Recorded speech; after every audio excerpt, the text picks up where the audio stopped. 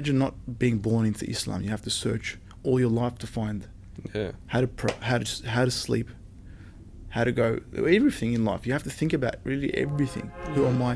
What do I do? You know, what do I have to think? Why did this happen?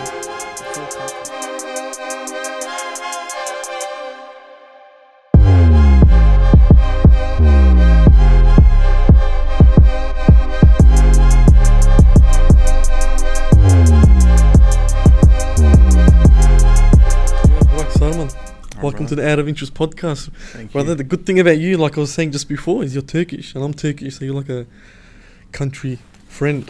I just want to ask you, what part of Turkey are you from? I'm from Bursa. Bursa. But Land of the kebabs. yeah, Iskender, home of Iskender. Yeah, and yeah. it's actually first capital city of the Ottoman Empire. Yeah. And then, but my parents' side is the migrations from Karadeniz, from Artvin to Bursa. I lived there when I was when I was 7 years old. I lived there for 2 years. Mm-hmm. I was born and raised here. I lived there for 2 years, and then came back here. Nice. Has with the earthquakes that happened, has your family been affected in any way? Alhamdulillah, no. No one that I know of, but a lot of friends, families, etc. Their loss is our loss, so it's 100%. very unfortunate. But alhamdulillah, no one from my relatives or anything. But the pain is equal as 100%. if it has been. 100%. All Muslims, not just Turks, Yeah. Yeah, because I've been lucky as well. Like my family has been affected because we're not from that land. But wrestling is a big thing in the Turkish culture. Did that inspire you to chase BJJ, or was there other factors for you to go in that route? Yeah, for sure, man. Like I got a small documentary on YouTube we released like a few weeks ago. We'll look into it, but not too deep as well. Yeah. That's why these are good too. Like I can share so much. It's like sometimes you look, man, you go far out. Like it's so much things happen in your life. You want to share it at the right time with the right people, or you share it and there's no seeing cameras recording. I touch up on it there, but for sure, because I was always an active kid. I was playing soccer first, just like any Turkish kid.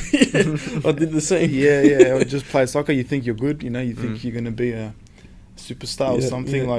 Everyone's parent believes that. My mom took me there just for a getaway, and then I knew I'm Turk, so I'm good at wrestling naturally. I kind of thought that, but I was a skinny kid that was kind of talented, maybe, I don't know. And then I was watching WCW, WWE with my brother a lot as well. So I'm like, my friends are going there. They're going to wrestling. They're going to do a bit of grappling. I'm like, man, let's try it out. And then I loved it since the first day I went there when I was 13. Now I'm 28, so So 15 it's been years. a journey. But definitely it was a factor, man. Like I knew my heritage. We were one of the best wrestlers, best wrestling nation. Yeah. From being a Turk, being Muslim as well, it's a part of the Sunnah, a part of our religion as well. Definitely, it's actually when I started, I'm like, this is Sunnah. I tripped out a few months later. I'm like, wow, I'm doing a Sunnah. And of course, it motivates you more. But I wouldn't say I want to do it because I'm Turkish. No, it just happens. The journey unfolds, and you go far out, man. So much benefits, When you started it, did you know that was going to be your future, or did you have other plans? No, I didn't know at all. I just was enjoying it so much. I remember telling the next day I was telling everyone around me I was like, man, I started jiu-jitsu, I started wrestling, I'm doing UFC, Yeah. And people didn't know what it was back then, so I was be like, do you know WWE? Yeah, this is the real version, And I was like, wow, man, hey, I loved it, man. But I never thought it'll become a future until later on in life. So midway through uni, I noticed it, Yeah. So what did you study? Bachelor of Education, Victoria University. And then I finished. I didn't graduate, but I finished. Yeah. So I had 2 electives left. I did my portfolio. I submitted it all through. Yeah. And then, it was a battle. And I'm like, man, should I teach full time? Should I smash this out, or should I pursue this? And then, alhamdulillah, just things went, things happened at that time. I'm like, man, I think I'm going to pursue this, give it a go.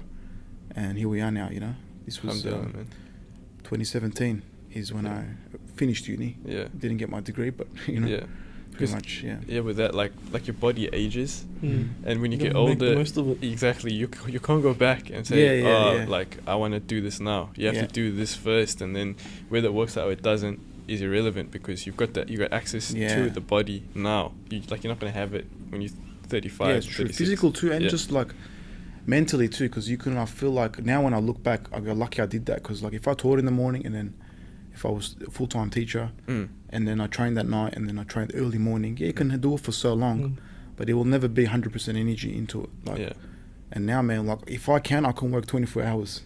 Hey listeners, sorry to hit pause on our amazing chat, but I promise it's for a knockout reason. Our sponsors today, Hijaz Financial Services, Australia's largest Islamic financial services provider in the country, wanted to join the ring today with us. And who better to represent them than me? So Ali, it looks like you're ready to knock out some financial hurdles. Just wanted to know, what is your power punch? Thank you for having me, Ali. In fact, our power punch is actually our faith-based approach to financial services. We're committed to providing financial products that are not only robust and competitive, but also aligned with Islamic principles. And I think that's the most important thing that Hijaz offers, ensuring that our clients can also manage their finances without compromising their values. You know, we've seen some tough competitors in the ring. How does Hijaz take on the challenge of traditional finance? That's actually a great question, Ali. And in terms of endurance, our superannuation investments and home finance products are actually designed for the long haul. You know, we assist our clients in making strategic decisions that help their wealth grow steadily over time. Plus, with our knowledgeable team, you know, offering guidance, our clients can confidently navigate their financial journey. Every champ has a secret weapon. What's Hijaz's secret weapon for their clients to win in their financial journey? You know, just like in fighting, technique and strategy are absolutely crucial. You know, we focus on providing financial solutions that are ethical, sustainable, and adhere to Islamic teachings. You know, we avoid investing in industry that harms society or the environment, and our clients absolutely appreciate knowing that their money is being put to good use. Just like our champions in the ring, Hijaz is your champion in the financial arena. Check them out today.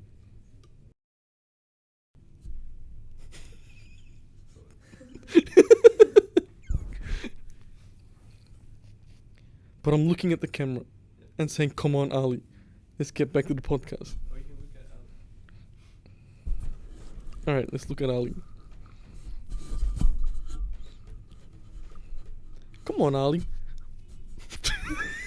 Like, just so much that goes into it. It's not just training, like the mental side of things, preparing for fights, thinking about your career, planning your career, and then when you have opportunity to help others, and then you got your business, and then you got, you know, it's a big energy, and then you have a family, and then you got responsibilities. You've monetized this stuff, right? Alhamdulillah, I'm trying, you know. When I talk about it, it sounds like I know what I'm doing, but it's hard to apply in life as like everything else, you know. So yeah, bro. I'm straight into it. It's a bit controversial, but it's stuck in my mind ever since we've had the Tyson Fury podcast, and he said on the podcast that the grapplers are not manly, right? He said, "What are you doing on the ground? Get up, and go fist to fist." Right? It's like you're hugging each other. Yeah. Like stop hugging each other. He said a lot of profanity regarding that. Yeah. But he just teases the community a lot. Yeah. What would you say? Tyson Fury can say whatever he wants. What would you say to that? That when someone says, you know, grappling and one that's not man. Oh man, like it's like 95% of any altercation on the street or anything happens close contact, right? No one like keeps away each other with a jab or anything, you know.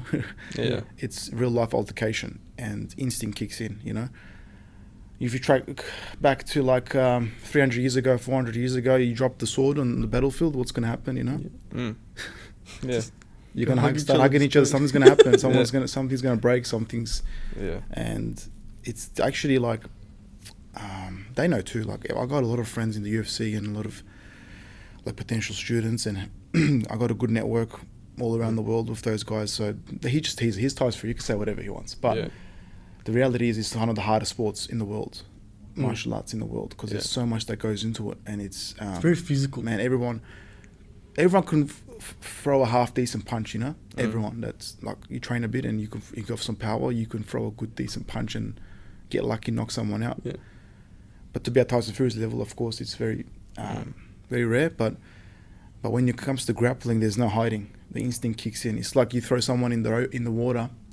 If they say they know how to swim and you throw them in, that's their chance to prove themselves. And you see it. You just see it. So if someone grapples, they've never grappled before, no matter who they are. Best kickboxer in the world. I've trained with the best.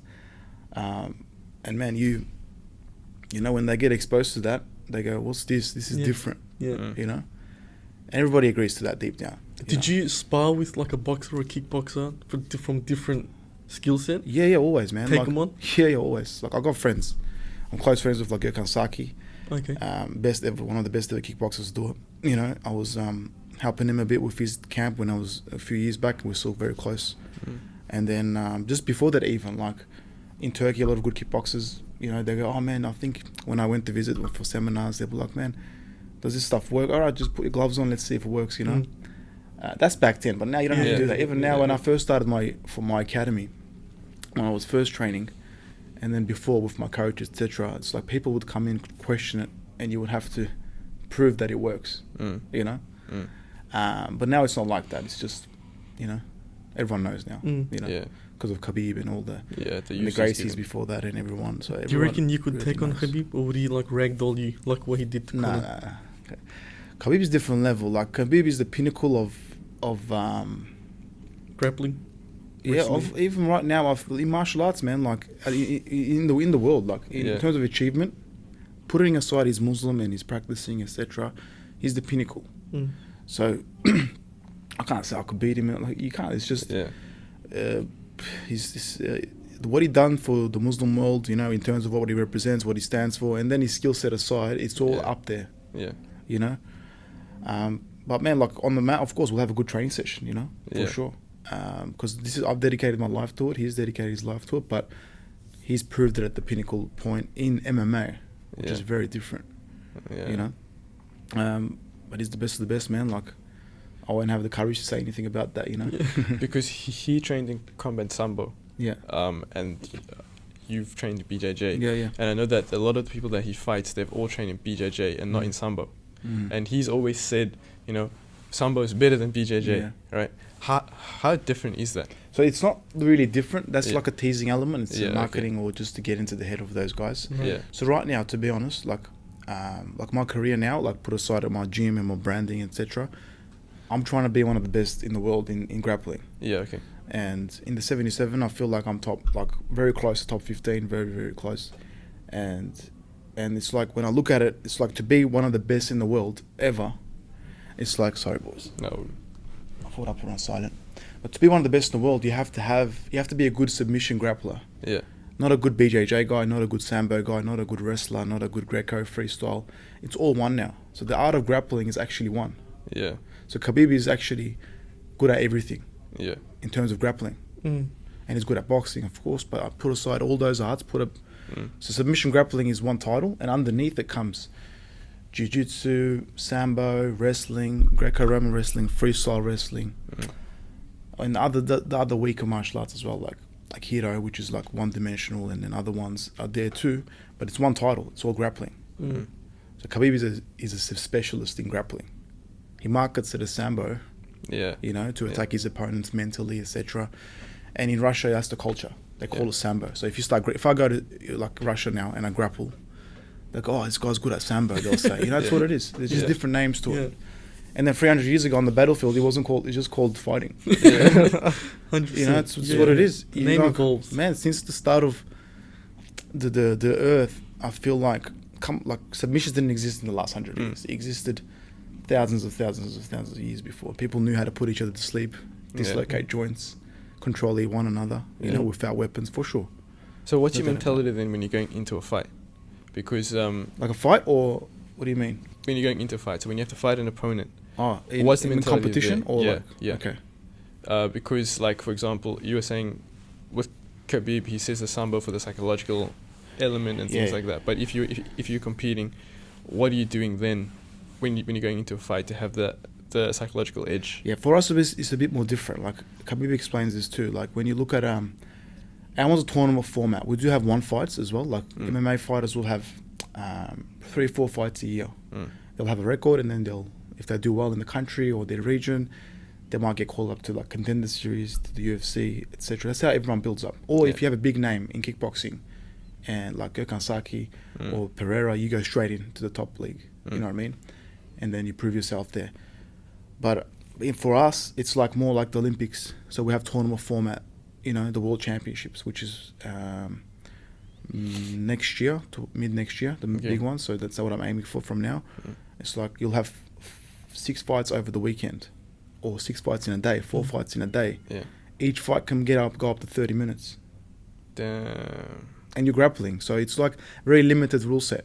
Yeah. So you're actually aiming to be a specialist in a field. That's what you're aiming to be a specialist in that field. So it's a big battle. You're grappling for like half an hour. Yeah, pretty much. With one person. If you don't submit him. And you have 4 fights that day. 4 fights, okay, yeah. And then potentially, depending on the competitions, I've had like 9 fights in a day before. Jeez. You know? In Japan, I had like, I remember 7 fights. And then I remember in Abu Dhabi, again, several 4-5 fights. In Australia, I've had 9 fights in a day to win like the Pan Pacific Championship. And and then there's divisions. There's like weight division and there's open weight. So you can compete against 120 kilo guys, and you versus like 75 kilo like me, 80 kilo versus 120 kilo. Yeah. What's the impact of weight? Right? Does a fatter guy have an edge over like someone like you? Depends on their skill set and their style. So if he knows how to use his weight, of course he'll have an advantage. Right. That's why in the UFC there's weight divisions. And in grappling now, weight divisions make a big difference now because the sport's grown so much. Everyone's learning, everyone's exposed. But back in the day, the small technical guy can take out. We watched the first 5 UFCs. There's a small Brazilian guy, skinny guy. He chokes everyone out. Yeah, I've seen that. Oh, it's crazy. And of course. But if technique's very close and the strength plays a part, of course. Yeah. But the small guy has, because there's no like strikes involved, there's ways to outsmart bigger and stronger opponents. There's a lot of examples I can give, Yeah. What are some misconceptions about BJJ? Because what Tyson said, right, it's a misconception, right? Yeah. It's saying, a bunch of, they're not manly, blah, blah, blah. And you said like a fight goes for half an hour. Like that's a lot of strength, stamina, mental strength. Yeah. So I wouldn't, like BJJ, because they sit on, like, I wouldn't classify myself as like a BJJ. I'm a black belt. Yeah, I'm a BJJ black belt, Jiu Jitsu black belt, Gracie black belt, or, but it's styles, right? Styles. So if someone, like some people just prefer to be on their back and just wait for the guy to come in. But in a realistic scenario, of course, you can stomp in their head, etc. So it looks a bit funny when you sit on your back. But for some guys, you got to strategize. You look at Charles Oliveira, what he's done to people off his back in the UFC. But he's just at the pinnacle. It's different. And then you got like a blue belt that tries to do that. It looks ugly, and then people talk about it. But like for me, it's the art of grappling. It's all one, like I said, for me. But there's some guys in the community will be like, man, this is BJJ. I want to sit down, invert. I don't want to make it realistic. And I train with a lot of MMA fighters. So then it kind of filters out your skill set. Because when you start getting punched in the face in the process, you filter out what doesn't really work as well. But maybe 80% of the BJJ community don't train like that as well. Like Khabib will train grappling or BJJ. You call it BJJ, it's grappling. But he'll include punches in it, and then he'll do days where he doesn't do punches Yeah. And like I met Khabib's close friend Zuba, and we got pretty close when he came here. And it's like they're not allowed to fight unless they do 5 to 6 days of grappling a week. Okay. It's the basis of their fighting system, because you feel most uncomfortable when you're grappling. Then the rest becomes easy for someone. Right. If someone's not scared to go to the ground, they can comfortably strike as well. Yeah. And you look at Khabib, like, how does he punch McGregor and drop him? Yeah. It's because in one area he's so good, and it's such a big fear factor. All he has to do is like kind of do this, and McGregor's hands drop. Yeah. And then his chin's open. Yeah. So when one skill set's so good, it's a big advantage, and grappling's that biggest skill set. And then vice versa, you got the Pereiras, you got the Adesanya's, like they're so good in one other than a skill set, that becomes, so. Why didn't you chase MMA? when I was young, I had that goal, and it's always in me to test myself competitively. But recently, just with my family, deciding not to do it. But I'd rather give back to up and comers. Like, I'm 28, but there's 20, 21, 22-year-olds for some friends in the UFC right now. I'd rather give back to them, and their success is my success. And I'd rather be a specialist in one art and not really chase clout, really, because it's like me winning a world title not going to maybe make me a bigger name in grappling. It might a bit, but me having 4 MMA fights with some easy opponents, like you put some kickboxers in front of me, it's going to give me, the some fake clout, some fake fame maybe, because they're going to, wow, look how good he is. But I never fought top 5 in the UFC, top 10 in the UFC, man. Those guys definitely should have way more credit, because, so I can go out there, just have a bit of fun MMA, but that's what it'll be for. So I won't do it because of that. I'll only do it if I say, okay, I want to be the best in the world, So I'm aiming to be the best in this craft, in terms of skill set, achievement, career, and then teaching as well. When I'm 40, I want to look back and say, man, I was one of the best in the world in this craft, and I'm one of the best right now,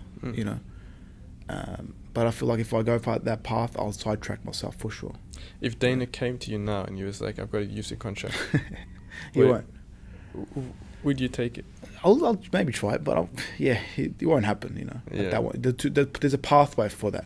Yeah. There's like 1 year pathway. So if I decide to do it, I think in a year it can happen. If you just take fights, a year to a year and a half, with someone like my skill set. UFC is coming to Sydney. It's like, I can't do it now, no way. Yeah, it's that big now. Yeah. But I'd rather assist people that are on that pathway, are nearly there, and they're my close brothers, close friends, to get to that level and give my energy to them. So you'd be in the corner. Yeah, and I'll focus on my craft and mastering this craft, because in the long run, I feel like this is key for me, for who I am and what I represent. Like, I just feel much comfortable going that path. I do train it for fun, just to test myself, etc. But competitiveness, if me does want to jump in there, maybe, but I won't do it, Right. And just morally, ethically, religiously, me personally, I wouldn't take that path at the moment, because I don't really need to, Like Khabib's, it's like I want to represent the Muslim community. I want to do this, man. It's been represented at the pinnacle already, and it's always represented well, Alhamdulillah, like Khabib, Islam. It's like, for us, we take pride in that. And then, close friend Jake Matthews, and then a few other boys, Kick Campbell. Kick Campbell's nearly in the UFC. He's a close brother of mine. Jake Matthews, he's a very close brother of mine. He's in the UFC for years now. Their success is my success, so it's like I've already been there. You know what I mean? Whenever Jake walked, it's like I've been there. Do you train Jake? We train together, yeah. You train together? Yeah, majority of the week we're always together. So you teach him grappling? You can say I teach him. He's at a good level. We're training partners. Right. Give back to each other in different ways, for sure. He's a very close brother of mine. And just like the environment at my academy is just give back, always. That's the kind of environment. And I feel like if I sidetrack my goals, it will ruin what I've built maybe. You don't know what would happen. Yeah. Because I don't want to chase something that's not real. Yeah, sure. And give away something that I've worked so hard to build. That's my character. Now, I've got a question that relates to Ali here. Okay. So, how old are you now? 27. Yeah, okay. So, say Ali's got a black belt Taekwondo, right? If Ali wanted to get into the UFC now, at this age, right? What would be his steps? So the UFC is tough. What would be your advice? If he put his everything into it. Hit the gym first. The gym, yeah. Bro, 28, 27's pre to the UFC. Yeah. Unless you're a master of something. Yeah. It's very hard, but you can get to a very good level to train with, by the time you're 32, 33, you can get to a good level where you could hang in there with some of the best that are in the UFC, maybe. If you put in 5-6 days a week of training for the next 6 years, and majority of that being grappling. Yeah. Because you already have Taekwondo base. Of course, you'll get into kickboxing, Muay Thai, and MMA striking. It's a whole different level. there's difference between MMA striking and difference between just striking on its own as well. It's a massive difference. So considering all of that, man, it's to the UFC, it's really hard. You're competing against people that are training now. This generation, people have been training since they're 4 years old. I got a 12-year-old world champion that trains with me, Mikhail. 12-year-old world champion. 12 years old. Wow. He's been training since he's like 5, 6. I started when I was 13. Yeah. You're competing against these guys in the UFC. So it's tough. But yeah, the level you can get to that level over time. I got a 45-year-old in the gym. Man, he's a brown belt, man. And I got a 50-year-old. I actually have a 65-year-old purple belt that trains with us. He's an engineer. Say 65? 65 years old. Jesus. He was 65 1 year ago. 66 probably, yeah. So, man, you can get to, like, I'm not saying competitively to that level, but I got the 45-year-old, any UFC fighter that comes in, he'll hold his own. He maybe coach them sometimes. Yeah. You know? Wow. So you can, for sure, bro. So why'd you throw me under the bus? Why didn't you say yourself, man? I'm never gonna make it. It's because you already have the black belt. You see, I've only got like 6 years of experience in martial arts. So you What martial arts? Karate for 4 years and Kung Fu for 2. I used to fight in karate as well, and when we used to fight open division. So that's how karate was back then. Yeah. I don't know how it is now. Yeah. So then we fight division? open division. So I'd get because when I was fighting, I was like skinnier than what I am now. I'm a stick now, but I was even skinnier. So then it would be people that are like twice my size, and I'm like, how am I going to finish this? Yeah. But then at least it's point based, right? Because then you can like get your point and then run. So then that's what I did. I'm gonna get my point in and just go to the edge, and then like when they come, I try to trip them out of the arena. And did you win these big boys? Yeah, I lost once. Right. I lost once. And that fight sucked. So when I went into that, I went in and like you give off like jabs just to see like to gauge their strength, things like that. So then it got me in my chest, and it was like a lot harder than what I was expecting. And I was like, and then I just got another one off that, and I was like, out. I was like, fuck, I'm dead now. That's it. Talking about competing, right? When I used to compete, going to tournaments were very terrifying. Like especially because I started taekwondo when I was 5 years old. Where did you train? Where did I train? Borskert? Yeah. Golden Kicks. Yes.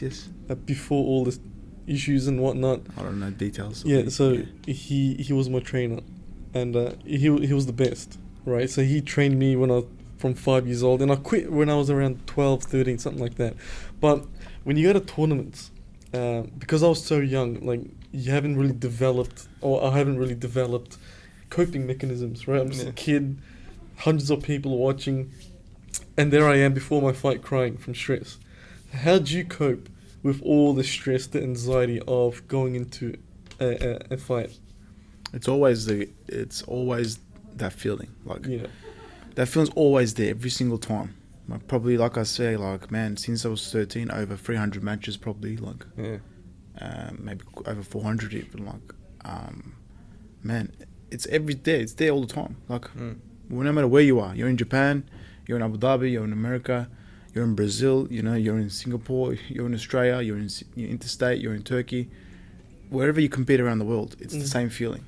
No matter who's there, even at your own gym, we stop everyone now. Like, even right now, I put you up. I go, okay, man, you two are going now. You know, press play, and call like 5 people to watch. You boys will start like just the butterflies will kick in. You're getting like, okay, in 10 minutes, you guys are gonna grapple. Like that's what's gonna happen. Like that's just instinct, you know.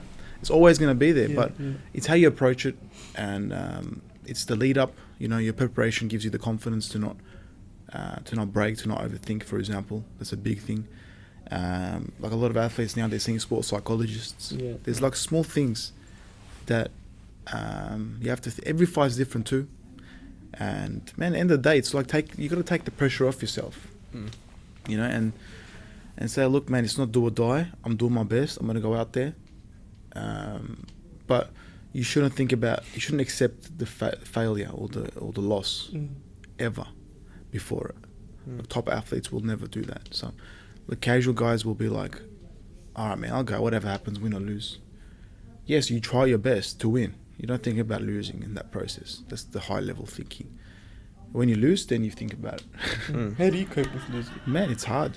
Like, I don't want to lose. I don't think about losing, no matter who I'm fighting, you know. And when I lose, man, sometimes you cry, sometimes you get emotional, sometimes you think about it for weeks, and sometimes it takes so long, you know, to deal with it. But every process, every comp is different that you deal with, for sure. But it's always there. You said you had, 400 fights? 400 fights? Like matches over comps. So, because one comp, think about it, one comp, you have minimum 2 to 4 fights. Yeah. That's one division. Yeah. So if you do another division, so since I was 13, every year probably I've been competing, man. Yeah. Close to 10 times. Is there a memorable fight that's just stuck with you? Everything. Like, I got my medals at my gym. Right. And it's like every medal has a story. You know? Anything, man. Overseas, man, like I've been to Japan 5 times, and every single time it was a special experience. You know, I lost some, I won some. But it's, memorable, all of them. Is there a particular opponent that sticks out? So you don't prepare for one opponent unless it's a big standout, but it did happen. But man, like in Japan, the first time I went to Japan, it was like, the thing with me is like, I traveled alone a lot, you know, because I wanted to pursue a sport at a time where it wasn't as supported maybe, or, so that was my biggest battle, traveling alone. And then overcoming all the obstacles, having 5-6 fights and winning them, getting a gold medal, that experience of relief, you know, or just going in there doing well and then just losing in the quarterfinals, semifinals, finals, whatever. Even that experience is special for me because you all add something to my character, and I can give back now at such a young age. I can give back through those experiences, you know. I mean, you can ask me any, they all have a unique story to it. You know, like some I was sick, I had an infection in my eye, I had a staph infection on my knee on one, and one of them, my arm was like half broken from a previous comp a week before that. And then some of them I just ran really late to my fight, I just had to jump straight in, you know what I mean. Some I missed my fight, you know what I mean. I mixed up the times in Portugal, you know. I went to Portugal 3 times, and one of them I mixed up the times, you know what I mean. And then I went there and the comp was finished. Oh no. Yeah, this happened. So what happens then? You don't fight, man. That's it. You prepare 3 months for a comp, and that's just the downside of traveling alone and pursuing it's European Championships. Prepare 3 months for it. I go there. I'm staying at an Airbnb. 2016. And then I was like, I'm fighting Sunday morning. I saw cool. I get there for Wednesday. I'm chilling, relaxing. I do some warm-ups, train at some local gyms. I make some friends, you know, stay with them a bit. And then Sunday morning, it's like, man, I look at the brackets. It's my fault, obviously. Yeah. Can't blame anyone else for that. But it's like, am I fighting 9 a.m. or am I fighting 12? Yeah. I'm not it says 12. So I get there 12. I was supposed to be on at 9. And it's the finals going to start. I'm like, that's the guy who's supposed to fight first round. He's made it through. You know? I was just started to get very nervous, man. And I'm talking to the head organizer, and then didn't work all the way there. What a waste. But when I look now, it's not a waste. It's a big experience. Yeah. You know, and of course, the trip after that, I taught some seminars. I made some good connections, met some good people, made me hungrier for the next one. Regardless, but look, of course, it's all my fault, you know. Yeah. But that's the downside of not having a team and an environment but also like just learning some personal. Did you miss any fight after that? No. So I missed flights, but that's all right. if you compete now, do you have a team that goes with you? Yeah, for sure. So if I usually my brother tags along with me, and then now I've got a good team of training partners and like a coaching team. Yeah. And then we'll have and that usually I'll take them with me as well. But with jiu-jitsu, it's different to the UFC. So you can have a game plan and then travel across the road, as long as you have across the world with 3-4 people that you trust that are good training partners, and you got a good game plan, you can make it happen. You know. But with the UFC, you need the 3 corners. So you need a jiu-jitsu you need a grappling coach, your striking coach, and anyone, like whatever it is in that corner, it's going to make you feel comfortable to put on that performance. Same with grappling as well. But grappling is not at the level of professionalism as these big organizations. Yeah. Yeah. But the big events, like top 3 events in the world, when I go, for sure, we'll now, at this stage of my life, we'll get funds together, etc., and we'll, you know, we'll make it happen for sure. You seem like a religious guy. Mm-hmm. How has Islam shaped your career? Alhamdulillah, like, it's like, we're not, how can I say it, like, it's like I'm an athlete, right? I'm not a religious athlete. I'm just a Muslim that's trying to do what I'm meant to be doing. Yeah. You know, it's like you can't mix the two as well. It's like, of course, people should love you because you're a religious athlete, etc. But it's like that's who you are anyway. You're just doing what you're meant to do. The principles are there, the dress code, and you're dealing with the opposite sex. They're dealing with business dealings, social media dealings, sponsorship dealings, how to run your business, this is all a part of who you are. So it's not like I'm going to be a religious athlete because I have to. No, I have to be a Muslim regardless and practice no matter where I am, you know. So no matter where I'm in the world, I'm a Muslim. Yeah. So I go to a non-Muslim school academy or in the corner of Portugal. I have to be a Muslim there. I go to America, stay on top of in a gym that I don't know in LA, like with a bunch of Mexicans. Have to be a Muslim there. Have to still pray there. Still pray 5 times a day. There, still have to fast. You make it work. You ask, and vegetarian. Yeah, that's the worst case. But now, man, way before when I was traveling, it's hard. But now, like recently, I traveled and you just ask, and it's most main countries you can find halal food. But like I said, like wherever you go, you can't change who you are. You're Muslim everywhere you go because end of the day, it's all Allah's land. Yeah. So I don't see it like how does it impact me. So I try to be a good Muslim, practice, and that's it. It's impacted me good. Of course, Islam comes with a lot of benefits to your mind, body, spirit, but you don't do it for that. You know, you just do it because you're commanded. But then I look, man, alhamdulillah, like I have a family now. I have a 2-year-old. Alhamdulillah. Boy. Yeah. And so alhamdulillah, like it's impacted me dramatically, of course, because you just do what you're meant to do. Like even like operation of business, you operate your business like a Muslim should operate it. You don't market yourself as a religious business. You don't mix the two. You know, I don't want anyone coming joining me because I'm religious. You know, I want people to come join me because I'm good at what I do, and I'm just a Muslim. That's it. You know, not a scholar, just a Muslim. And wherever I go in the world, I say to all my students coming up as well, you're a Muslim wherever you go, and you can live Islam anywhere you go in the world. It's not just in your own household or a Muslim country or this. You can do it as long as, and they respect you. You'll be surprised how much they respect you all around the world. When you ask for a place to pray or don't shake hands with women or etc., like you'll be surprised how much respect they give you as soon as they see that you have a code of conduct and you got morals and ethics, the values that you represent, and you wouldn't trade anything for. And of course you make mistakes. It's a part of it, you know. But yeah, so it's dramatically, like when I think now, of course it's got to be because it's structure in your life, your mind's in peace, and you know where you're going. Like these guys, man, they imagine not being born into Islam. You have to search all your life to find how to sleep, how to go, everything in life. You have to think about really everything. Who am I? What do I do? You know, what do I have to think? Why did this happen?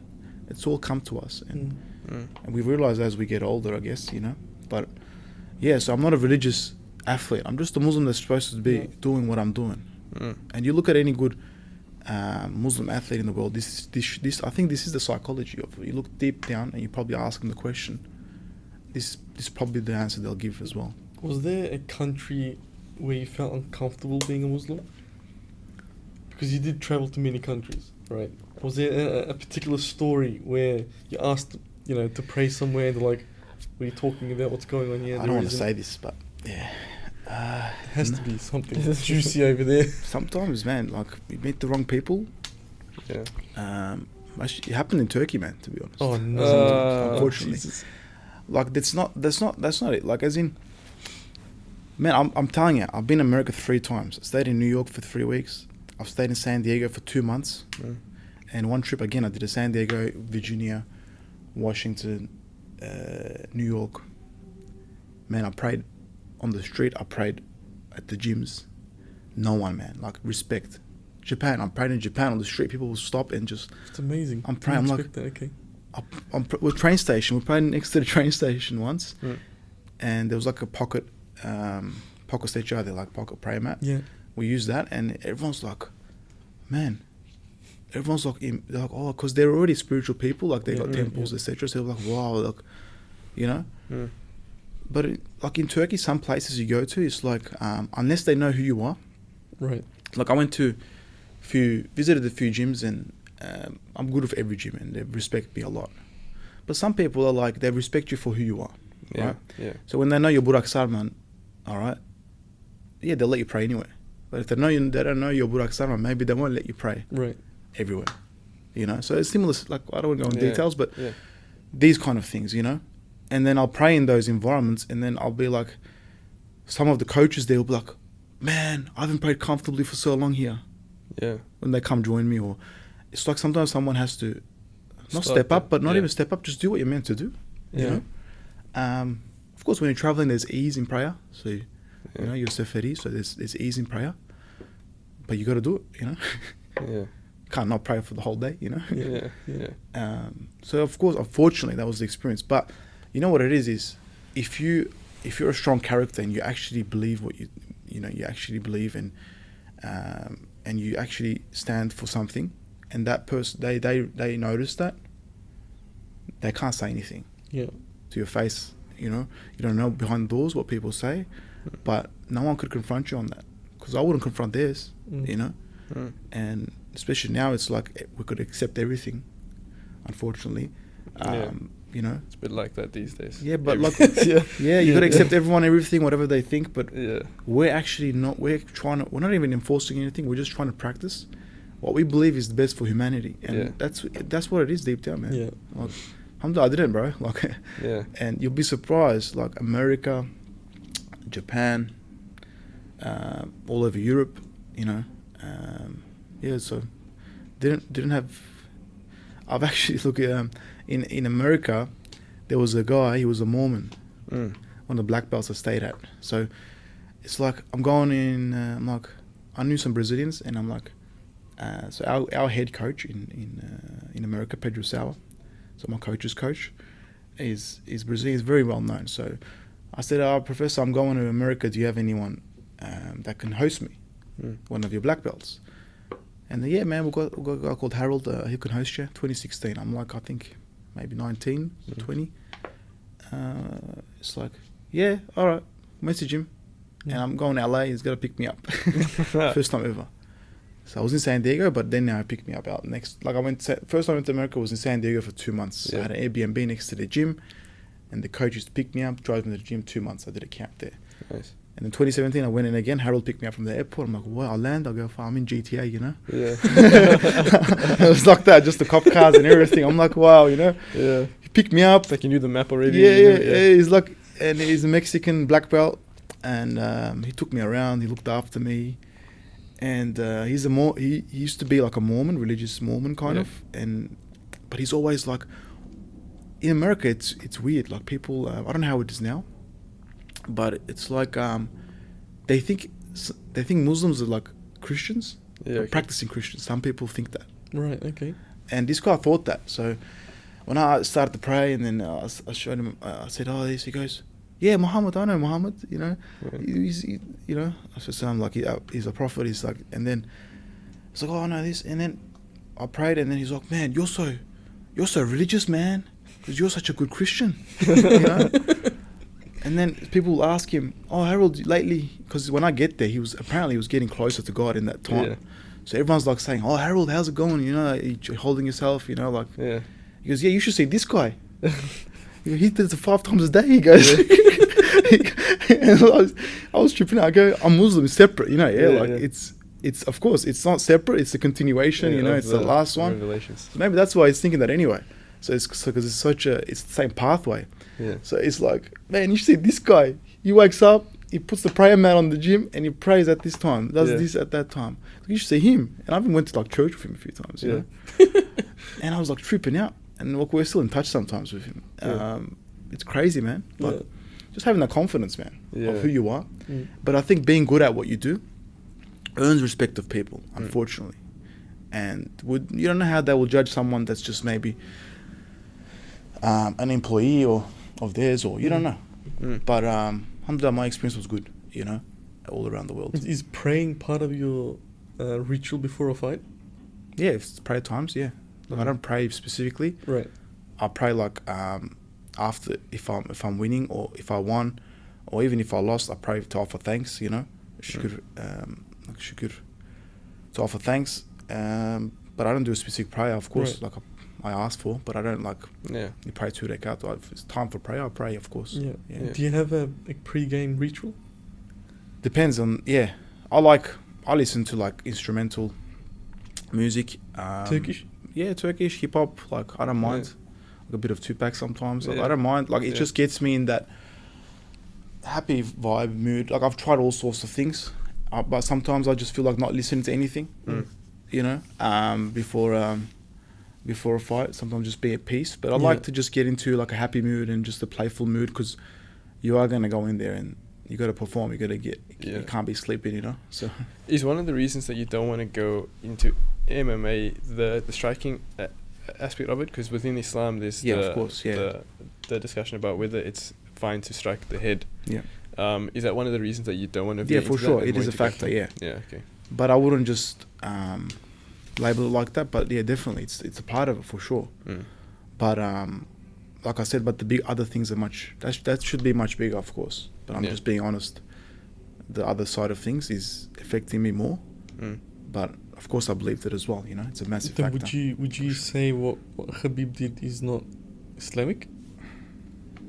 I'm not a scholar to say that, but I'm not a scholar to say that, but you see what Khabib has done for the Islamic world and the Muslim world through his character, his representation, and his achievements. From a small town in Dagestan that no one knew about, literally a köy, like literally. You'll be like, man, from someone tells you in the corner of Turkey, in a mountain, from this small house, someone's gonna come and influence the world this much. And since Khabib, you know what's happened? Man, I remember being a religious sportsman. I'm still at 28. I'm not that old. But being a religious sports person was looked down upon before Khabib. You had to be a bit playful, you know, go out, do this, after parties, etc., to fit into that crowd. Since Khabib, there's like a trend now to be religious. Unfortunately, there's that trend too. But alhamdulillah, it's a good thing. It's more Islam. But now there's a trend of being more religious, looking more Islamic, to get more following, build up the hype. And that's I've encountered that all around the world. Like I've met people on social media, and I went to meet them in Abu Dhabi, Dubai, and all around, and they weren't the people they portrayed. You know, a lot of people. But it's a trend. But Islam's everywhere, alhamdulillah, and there's always going to be quality and quantity differences. You know, but what he's done, man, I'm nobody to judge that. No one. You know, I'm not a scholar to judge. There are a lot more Muslim UFC fighters, and you had the Islam in Perth. There's so much. All of a sudden, you've had Islam like all over the world, right? The name Islam all over the world. It's something to be proud of. Yeah, literally, like the confidence he gave to Muslim athletes. Maybe because of him, we can pray in every gym in the world comfortably. You don't know. Oh, this guy's like Khabib. He prays. People that know Islam, that's what happened. This guy's like Khabib. He doesn't shake hands with women. This guy's like Khabib. He's got a beard. Like So man, that's it's massive, bro. And they're real. They're real because I met his team. I was with Zuba for a few days. These guys are real. They're not fake. So you know how some people, man, they're like fake religious, and you meet them, man. Time comes to pray, they pray. When a girl walks past, they don't look. And from his closest friend, like Zuba, one of his closest friend, and imagine how he is, you know. These guys will plan their umrah, they privately plan everything, structure everything spiritually, and they make with their actions they'll keep religion above all. So especially us, we're nobody to judge. He's done haram, he's done this. We're not in a place to do that, you know. We'll just focus on the good on him, and the good's very big. Yeah, you know? Alhamdulillah. Yeah. Like, I just wanted to touch on Islam. You mentioned earlier Charles Oliveira. When they fought each other, because Charles, I'm just getting back to fighting. Jiu-Jitsu guy. Yeah. Because Charles is BJJ like specialist. Yes. Right. And then a lot of people thought it would be a tough fight for Islam. And there were some that said it's going to be light work, it'll be fine. But Islam went in and actually dominated that whole fight. Yeah, 100%. How do you see that? Because Islam will just say, yeah, it's the Sambo. But yeah, you could say that as a fan. You could just say that, and Yeah. 90% of people will be like, yeah, Sambo is just better. Yeah. And you can't lie because that's the result, yeah? Yeah. But when you look into it, it's different. Yeah. But then, why do you think he won that fight so heavily? Because he had trouble with Volkanovski. Yeah, of course. So, what was the difference there? So, Oliveira is he's a specialist, but Oliveira, when he fights in MMA, he takes a lot of punishment. And then he relies on his groundwork to recover. Yeah. And to threaten and scare people to not attack him more. So Islam didn't respect him, that's one factor. He took first round, he did him on the ground, he respected him, he figured him out kind of, and stayed on top, defended a few attacks. Second round he dropped him and he went straight in. Because he knew he was hurt one, but he went in really safe, not leaving anything behind. And he went for a very safe submission that he's very good at, and put him to sleep pretty much. So just didn't respect that element of grappling, especially when there's a saying, when a black belt, when he gets punched once is a blue belt, second time gets punched is brown belt, second time he gets punched is a purple belt, and the third is blue and then white.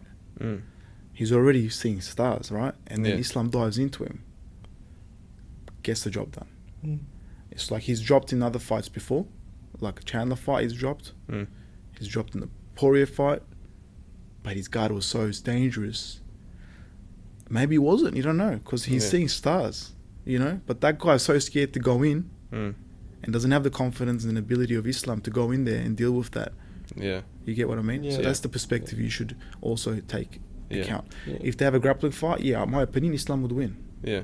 Still. But would it be that easy? It won't be that easy. Yeah. But I still think Islam is more complete. He's got a better control. He's got more endurance, more heart. He's very sharp in certain areas, control factor. I think he'll wear him out as well, and he'll probably beat Charles in a grappling fight as well. But it wouldn't be that easy? Probably not, you know. Yeah. But that's the factor. Like, people don't see these things behind the scenes. Yeah.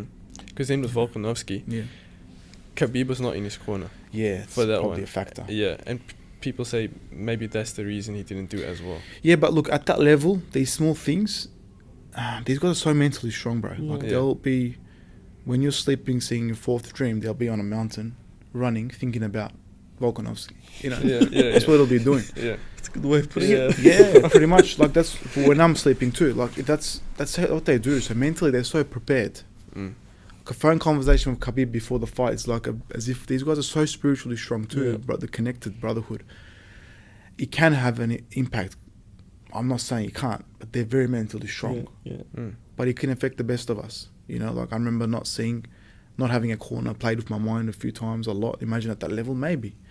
But there's more factors to that, you know, like, not underestimation, but I think they didn't prepare but like, Volkanovski was way better.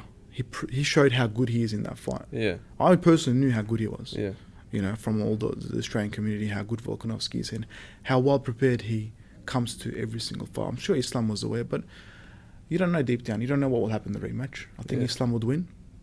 Would it be that hard? Probably not. But can he lose? Yeah, he can lose as well. Volkanovski right now is the best in the world for a reason, you know. Yeah. And he's some fighters, there's two types of, like, even character, like, you know, like, your fighting style usually, or you portrays your character. We believe this for sure as martial artists, because when you're under pressure, your true character comes out, you know. And there's different types of fighters. There's fighters that can last for 50 minutes and could be at your face and and go all the way and know how to preserve their energy and be efficient and have good strength and conditioning, good cardio, strong, fit, good everywhere. Volkanovski's like that. He'll never break. Oliveira is a bit more maybe different as well. So he will, when he starts to get hurt, he will react and he'll start to attack and get and you become very dangerous. But at the same time, it's like kill mentality. You know. And then McGregor's like very strong in the first round, and he'll throw so much power that will take so much endurance out of him in the later rounds. So much power that can kill you, throw you off the planet. But when your arms start to fatigue, it gets different. It doesn't have the same effect like he had in round 3 with Khabib. He was standing, he got hit. Khabib got hit. Never dropped. He hit him back. He even slapped him in that. It's like, so there's different types of fighters, and in preparation, there's a lot that goes into it. That's why it's so interesting, because UFC fights, there's so much that goes into it. Like now, the Volkanovski's fighting like Rodriguez, different guy, totally different. You probably know more from the karate background. Like whole different camp, whole different experience. And this is what makes it so interesting, bro. Like it's the battle, it's real life chess. It's crazy. And this is the behind the scenes. Some like casual fans will sit and be like, he got tired. Like, come on. Yeah, of course. No, they're both tired, mate. They're both tired. Oh, punch him in the face, you know, like it's not that easy. There's so much, man. Like we could talk about hours in this, because it's such a deep intricate sport. The grappling aspect, the psychological aspect, the walking. Sometimes we know, like, you don't know what's gonna happen, but you can tell from how someone walks out how hungry they are to win that fight. You know, look at like Pereira. Like, man, you see him just stand there and how he is just. He's born for this, mate. Like, I don't know, you've met him in person, so he's probably like... so he walked in here with like a stone cold look on his face. Terrified. Like we had Tyson on and he was fine. He was like singing and laughing and he was crazy. And then with Alex, he was just stone cold. The entire time. Like he looked like he could murder the entire room. Wow. And then even in not real life, he's like that, huh? It was crazy. And then his translator is his coach in Plinio. And isn't he in BJJ? Yeah, so he's a BJJ coach. Okay. And then he actually told us, so we should actually try and do this. So you guys brown belt recently. Yeah. So he told us, you guys are more than welcome to come to New York and come train with him at his camp. Right? Amazing. So it will probably be lost on us. So I feel like we should just all go together. For sure. And go train there. So we had a good chat with Plinio, and he was very like smiley and we have like mutual friends too. Yeah. Like they know of each other. Yeah. As well. So that'd be awesome, man. Like I want to make a trip there with a few of our crew as well. Yeah. So if we make it happen together, we can make it happen together. Yeah, we can work it out. Yeah. He's always liking, following all sorts of stuff. Plinio, my man. Yeah. Mr. Guy, man. He's such a nice guy. Like he reposted the podcast, and he's so good, man. He stays in touch. Yeah. And that's, man, like when you're dealing with fame and people that are famous, like I've met a lot of people that are up there, and they just want that trust, you know. Yeah. And you feel that too when you get somewhere in life, and you just you respect yourself as who you become over the years. It's like your time, energy is so limited, you know. And if you notice someone's genuine, you give back to them, you know, and you feel comfortable sitting down having a coffee and having a chat, you know. And then there's levels to that, of course. You know. So what's next for you? What's going on? What's next? So for me, I'm always busy. I'm always planning, always training. Yeah. You know, every day I'm training 2 times a day, pretty much. 2 times a day. Yeah, like, nice. But it's like, you know, people say they train 2-3 times a day. It's not like you imagine it to be, you know. It's like one can be more focused on technique, one can be focused on training, conditioning, recovery. Yeah. It's a good mixture of things. So 5-6 days a week, I try to do 2 days and maybe 1 day of break in between. But I'm at the gym every single day. Yeah. You know, every night. So usual days, like, man, I get up. If I need more sleep, I sleep again a bit more after prayer, and then spend some time at home, train. If I catch up with some people, you know, just do some work, business, and growing my brand, etc. And then recover at home with the family, take them out, whatever, and then come back to the business again. 4 p.m. onwards, 3 p.m. onwards. I feel like if I don't know, it's like for me, it's not just training anymore. It's about, but when I'm not at at least 70%, of preparation physically, mentally, I just feel like I can't do anything else. I'm not as focused as I should be. So for us, as like who we are as professional athletes or martial artists, like the level of professionalism of someone in the UFC top 10 is different to us, obviously. Yeah. But we walk the same path, same mindset. So I try to keep that satisfied. I make sure I get in that work every day, or else the other things just I don't feel like it's real. You know? And some people want that escape early on, and I was fortunate enough to make a bit of a name when I was even younger, and just maybe just like focus on the business aspect. But I took the business aspect on board, like, on my shoulders, to grow the brand, the gym, the academy, and everything with my brother. But I just couldn't do just that, I feel like when I'm 40, I'll have a lot of regrets if I don't try to reach my physical peak as well, and developing my skill set. Because the only way to develop your skill set is to put in that work, because in our industry, you can be exposed over time. So you can, like, that's why alhamdulillah, I have good respect from a lot of guys around the world, because I prove my craft, when it's on the mat, and I meet someone that's really good on the mat, they go, man, this kid's good. You earn that respect. But if I wasn't putting in that 2 hours every day, 2 hours 5 days a week at least into my craft, developing, learning, getting better at my craft, which is the art of grappling, everything I do will be fake, man. And eventually you'll meet someone that's real, and they'll expose you. And that's what happens, I think, in every field. This goes to every field, and when you were saying, like, the UFC, like, would you man, look, to be good at something, to master something, it takes 10 years, right? Roughly the time, I don't know, 1,000 hours, or I don't know, 10,000 hours. 10,000 hours, sorry. 10 years pretty much. So I spent my time doing that. You spent your time doing something else. You mastered something else. So everyone's done it to something. Like when my students, when we line up at the end of class, of course, as the coach, I will stand here, everyone just lines up. I'm not above anyone in that line, because everyone's dedicated that time, especially if they're 30 plus.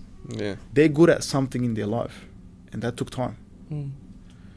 So sometimes you see, like, guys that can fight, those guys that teach, are martial artists, are senseis or whatever, they think they're above others. But when you see real practitioners, they're nowhere like that. And you've seen two of the best. Are they? Like, they're not, right? So that just comes with the confidence of every day focusing on their craft. Like, I seen him, he was training at my friend's gym in Dandenong, Pereira.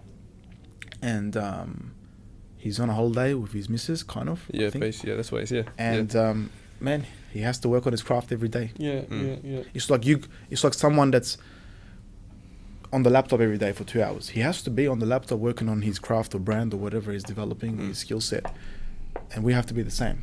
Of course, we get into other things. We try to, like, me personally, now I want to be master of other fields too, like dealing with and growing a sincere brand, a very real brand over the years. And I want to get into that side of things. I'm learning a lot in that field with some good mentors, good friends. But I know this is who I am. So I can't stop working on this and saying, yeah, that's it, man, I'm good. Even though I'm probably, like, you look at top 10 in the UFC right now. Someone can just get out of there and say, man, I was top 10 in the world. I was maybe 1% of the population. Not even less than that. And just bank on that. But they don't do it. You know? And the real ones don't do it. They still keep fighting, keep training, keep being active, keep thinking, because they can't live like that, you know?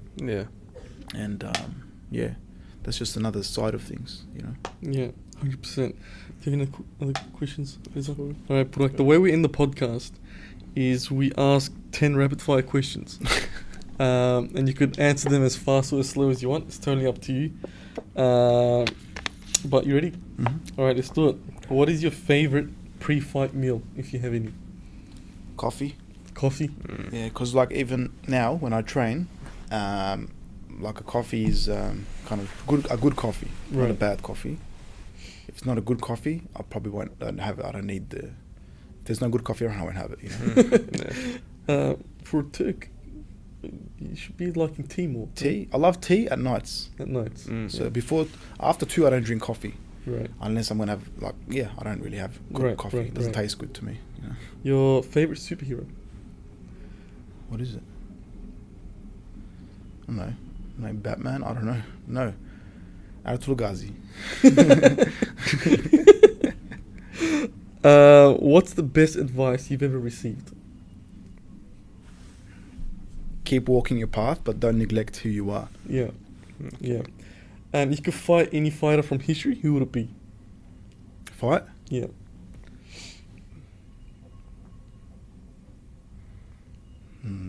Just train with? Train, fight, whoever. Yeah, Khabib, and I think it's around the corner. You reckon? As well, yeah. Train with him. Right. I won't fight him. Don't disrespect, inshallah. What's the first thing you do after a match? After a fight, after a match? If you watch my fights, it's just, alhamdulillah, like, whether it's with your words or actions, it's done, you know? Alhamdulillah, it's done. And that can be, alhamdulillah, like, celebrating, or alhamdulillah, putting your head down, often head down. But yeah, that's just the thrill of it. Yeah. Can you explain to me your kebab order? What do I do? Just no onion, just garlic sauce. If it's a very quality kebab, it's different. I won't have it with garlic sauce. But in Melbourne, it's rare sometimes. Do you have a preferred kebab shop somewhere? Lately, Usta's good. Usta. Oh yeah, yeah, in Greenville. In Greenville, it's not bad. Katik's always, you know, hotspot. Yeah. Hotspot. Katik's good. Is baklava Turkish or Greek? Turkish. You can rule out of that one. You need that one. What advice would you give your 18-year-old self? Just do what you did. Yeah. Yeah. Do what you did. Alhamdulillah. You know? Alhamdulillah. Yeah. If you could have one superpower, what would it be? I don't know, like maybe hold my breath forever or something. So I could have more a gas tank. Yeah. Yeah, I see where you're coming from. To sleep. That makes sense. Yeah. That makes sense. Do you have any rapid fire questions? Give me something. Islam or Khabib in a fight? Who wins? Islam says Khabib will win, so Okay. not gonna disrespect our brother, but Khabib will. I reckon the better question would have been Khabib or Hamzat Shemai. Oh yeah, he's like that's evil very Khabib. Interesting. It's like it's Spider-Man when you have like normal Spider-Man, you have the one that like win Venom. That's so true. Yeah, yeah. It's like that. That's the better question. Yeah. I know of my people, some of my friends and stuff trained with Khamzat a lot in Sweden. Khabib is Khabib, always Khabib. Because to be Khabib, you got to do what he did. Yeah. No one's done it so far, you know, and no one will probably do it. Yeah. Like Khamzat can't do what Khabib did anymore. Yeah. He lost, right? Once. Did he lose once? I don't think he's like. No, he's lost the rounds in a few rounds and stuff, yeah. And he got damaged a lot as well in one fight. That's in terms of career. But character, yeah, of course, he can have that influence too, maybe, if he walks a similar path, you know. But he's a different character. Yeah, like he's different. Like one grew up in, and we can't judge that, right? Yeah. And you say Khabib doesn't judge Khamzat at all. Yeah. It's because one grew up in Brody. Yeah, yeah. You know what I mean? Yeah. In Sweden, someone he moved from Chechnya to Sweden and grew up there. Yeah. Khabib was in his mountain, man. Yeah. Fighting bears. He had fighting bears, scholars around him. His dad was different breed. upbringing, different breed. Yeah. And alhamdulillah, those guys are at the pinnacle. 100%. Love to train with both of them. 100%. You know. Inshallah. On that note, we'll end the podcast here. Burak, thank you so much for coming on. Thank you, bro. so Thanks much. for having me. We wish you the utmost best. Thank you. Likewise. Don't miss any flights. Just keep doing what you're doing. And inshallah, you get to train with Khabib and his team. Yeah, inshallah. One day, inshallah. Plinio first, right? Plinio Please, first. that's We the got in New easiest York one right and now. then, Say it again, sir. Plinio. Plinio. Oh, yes. With yes, Alex, yes. He's the one that's opened the door for us. Get a lot of options, like train for a lot of people. But the brotherhood is different, of course, and I've trained with his best friends already, and we'll probably be making a trip up there soon. Right. As well. I won't announce anything, but there's something coming up this year. Right. Yeah. Perfect. I mean, good chat.